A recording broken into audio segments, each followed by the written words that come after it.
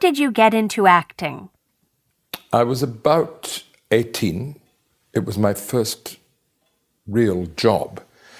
And it was a very unusual job because I was working in the box office of the Old Vic Theatre. Then not only did I get to see an awful lot of plays, but I also met the actors, and I was able to sneak in to rehearsals in the theatre, quite illegally. And I became fascinated by the work of the theatre. What in particular fascinated you? But the thing that fascinated me, as I said, was when I was in rehearsals, it was the work of the theatre, the sort of work it was. So I'd stand at the back of the Old Vic Theatre when the actors were rehearsing. But mostly it consisted of people sitting rather glumly about saying, well, I don't know how to do this. I don't know how to do this. I don't know how to make this scene work. I don't understand my character. And the director would try to help them to understand the character or suggest a move here or a move there, or maybe they'd try walking in a different way or putting on a different hat. And bit by bit, it started to fall into place. And I thought, what a wonderful job. What a fantastic, interesting job to wrestle with these kinds of problems, trying to understand the characters, trying to find out how best to express them and show them off. So I came to acting very much from that point of view.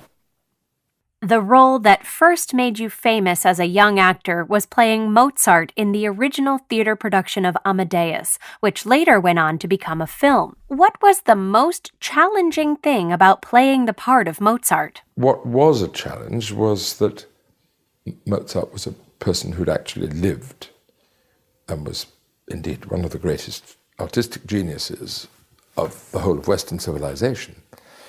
And I was a great lover and admirer of Mozart's music. So there was a tremendous challenge to bridge the character that Peter Schaffer had written. And Peter Schaffer knows all about Mozart as he could, so that Mozart was sort of a smutty, hysterical child, really, in a lot of the play.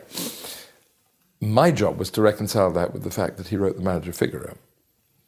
And that was tremendously hard. Was Mozart one of your most satisfying roles? No, I wouldn't say that was the most satisfying. It was the most exciting, because its fame,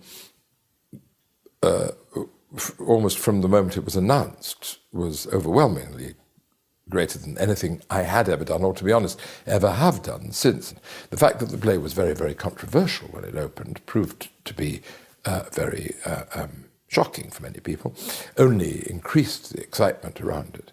And it was astonishing to look out into the auditorium every night and to see Paul Newman or Robert Redford or Ava Gardner or Margaret Thatcher sitting out there, because everybody had to see that play.